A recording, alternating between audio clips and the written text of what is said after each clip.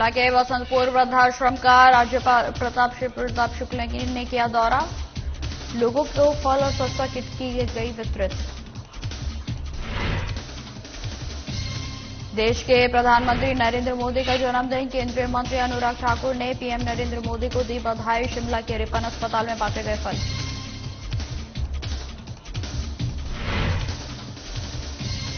नाहन में पीएम नरेंद्र मोदी के जन्मदिवस पर बैठक का आयोजन सेवा सप्ताह के रूप में बनाया गया। जन्मदिन कई तरह के किए जाएंगे कार्यक्रम।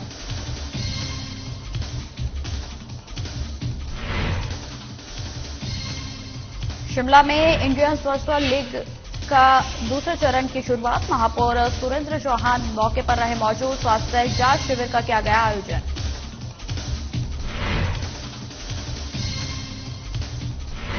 और कुल्लू में अंतर्राष्ट्रीय दशहरा उत्सव को लेकर बैठक। वीआईपी सीटों के लिए लोगों के चुकाने होंगे 500 रुपए।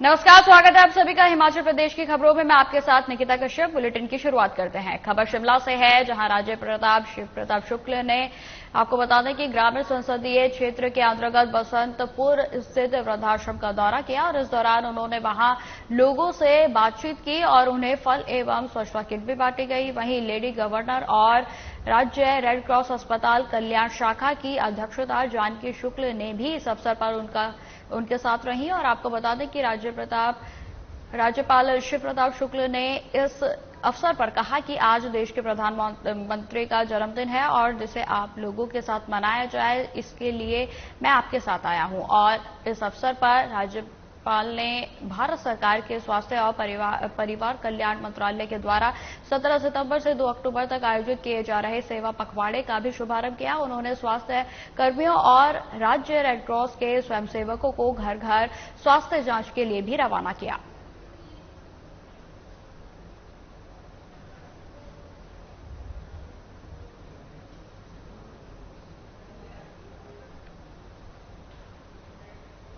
प्रधानमंत्री नरेंद्र मोदी के जन्मदिन पर बीजेपी पूरे देश में कई कार्यक्रम आयोजित कर रही है। पीएम विश्वकर्मा योजना के शुभारंभ से पहले शिमला पहुंचे केंद्रीय मंत्री अनुराग ठाकुर ने रिपन अस्पताल में मरीजों का हालचाल जाना और उन्हें फल भी वितरित किए गए। वहीं आपको बता दें कि केंद्रीय मंत्री अनुराग ठाकुर ने कहा कि पीएम मोदी के जीवन के हर पल में भारत मां की सेवा की है और उनका हर क्षण राष्ट्र को बढ़ाने में लगा है। और इस दौरान वन नेशन वन इलेक्शन पर भी विपक्ष के द्वारा उठाए जा रहे सवालों पर अनुराग ने पलटवार किया और कहा कि कांग्रेस सनातन और संविधान की धज्जियां उड़ाने में लगी है। वन नेशन वन इलेक्शन के काफी लाभ हैं।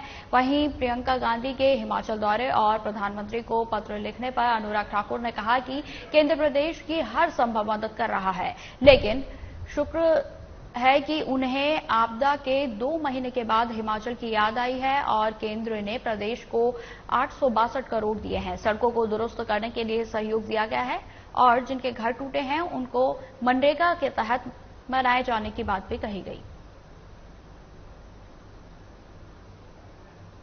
17 सितंबर आज माननीय प्रधानमंत्री मोदी जी का जन्मदिन भी है।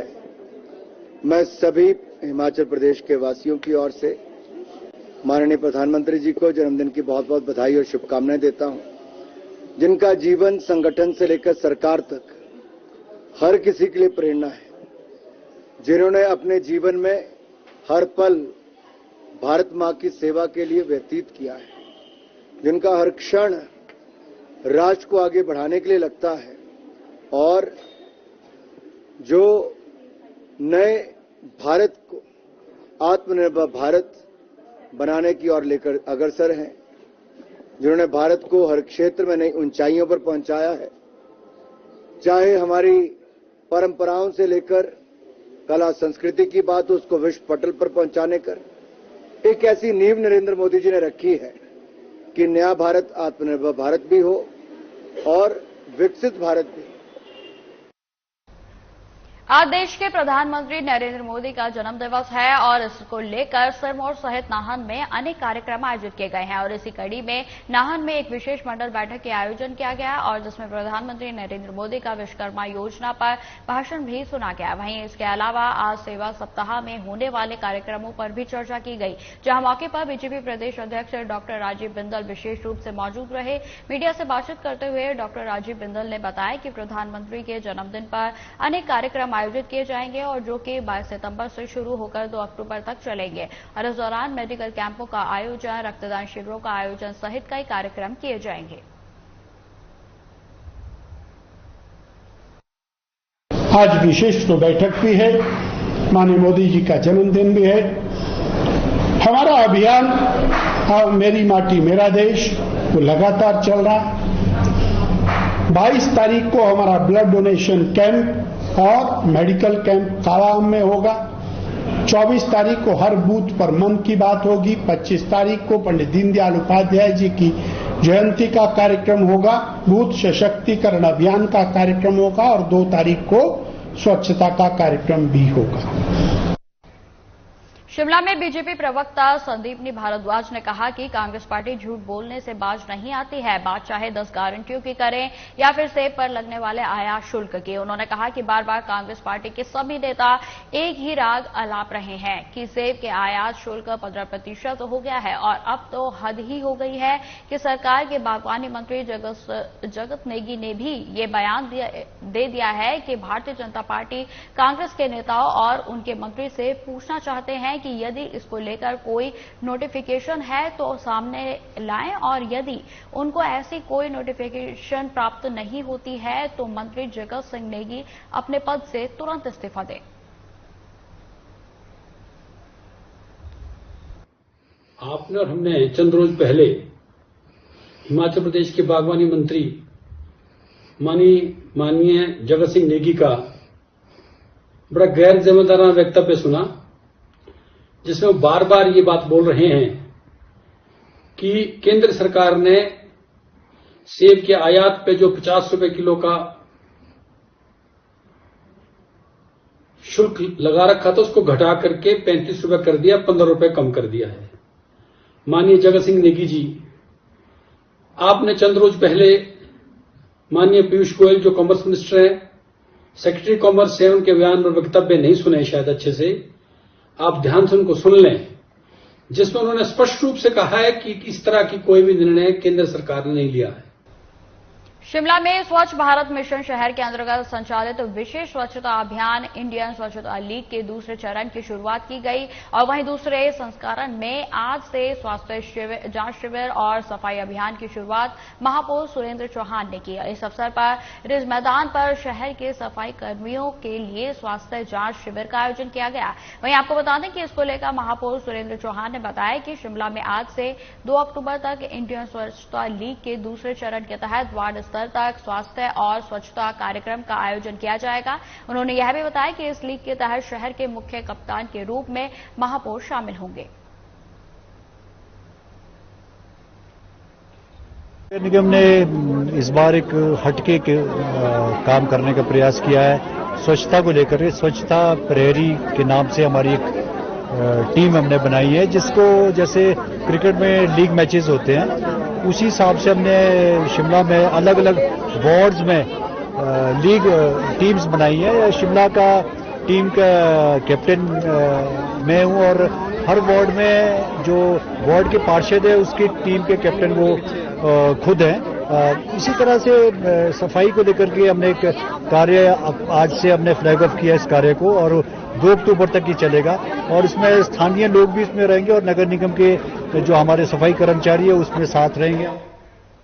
कुल्लू के मुख्यालय ढालपुर मैदान में अक्टूबर माह में जहां अंतर्राष्ट्रीय दशहरा उत्सव का आयोजन किया जाएगा तो वहीं कला केंद्र में भी 7 दिनों तक सांस्कृतिक कार्यक्रम आयोजित किए जाएंगे।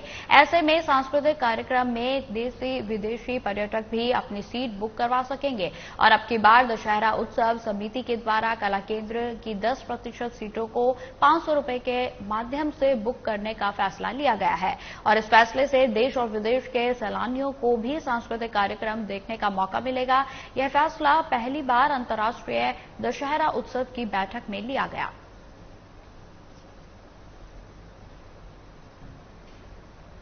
तो आपको बता दें कि जिस तरीके से आगामी दशहरा आने वाला है उसको लेकर पहले से ही प्रशासन की ओर से कई तरीके के अहम फैसले जो हैं लिए गए हैं। आपको बताते चले कि कुल्लू के मुख्यालय ढालपुर मैदान में अक्टूबर माह में अंतर्राष्ट्रीय दशहरा उत्सव का आयोजन किया जाता है और जिसे बेहद ही हर्षोल्लास के साथ मनाया जाता है। वहीं आपको बता दें कि कला केंद्र में भी 7 दिनों तक सांस्कृतिक कार्यक्रम आयोजित किए जाएंगे और ऐसे में सांस्कृतिक कार्यक्रम में देशी और विदेशी पर्यटक भी अपनी सीट बुक करवा सकेंगे।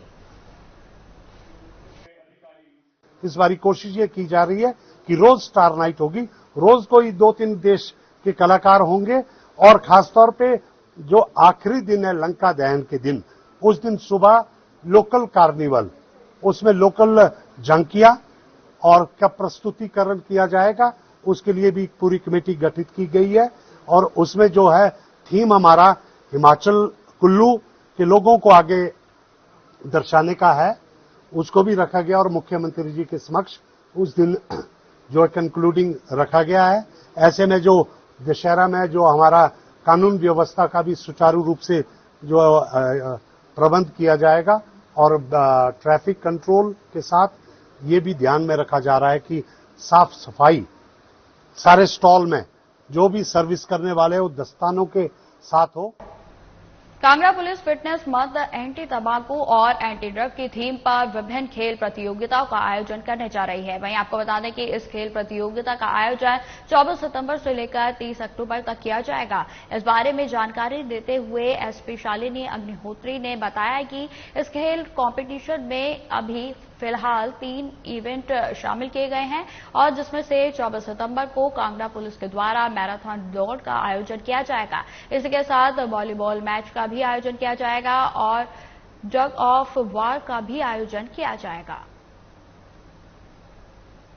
कांगड़ा पुलिस जो है एक फिटनेस मंथ हम एंटी ड्रग्स और एंटी टोबैको इस थीम पे सेलिब्रेट करना चाह रहे हैं, जिसमें 24 सितंबर से लेके 30 अक्टूबर 2023 तक हम फिटनेस मंथ जो है सेलिब्रेट कर रहे हैं।